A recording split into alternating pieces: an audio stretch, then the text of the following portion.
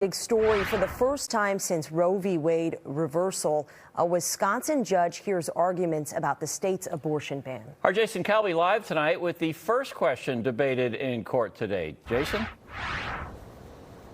Well, Ted, this case was not today about the substance of the case inside of this Dane County courthouse, but about whether the case should be tossed because of who sued.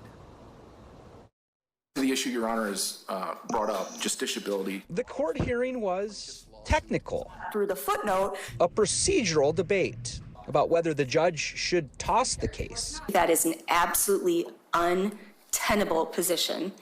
It has been almost a year now of physicians operating in this environment without an answer. Thursday's fight in Dane County was over a legal concept called standing.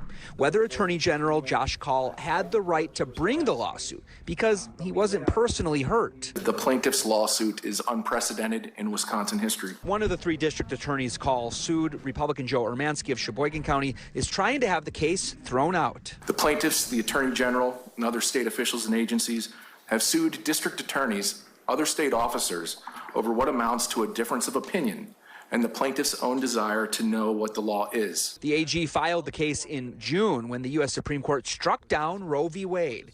And Wisconsin's abortion clinics stopped doing them because of the old abortion ban. The state plaintiffs absolutely have standing.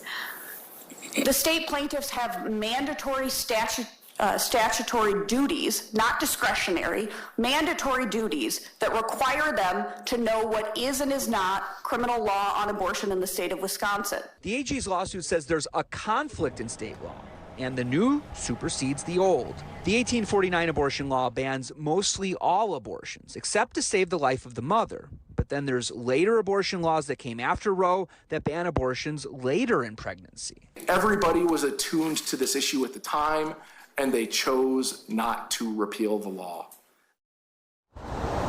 The judge here says she's not ruling today on whether or not to dismiss this case. Legal experts on both sides believe that this case will end up at the Wisconsin Supreme Court. That court will tilt to the progressive side come August. We're live in Madison. Jason Calvi, FOX 6 News. Speaking of that, are there citizens in the courtroom on both sides interested, or is this simply the lawyers at this point?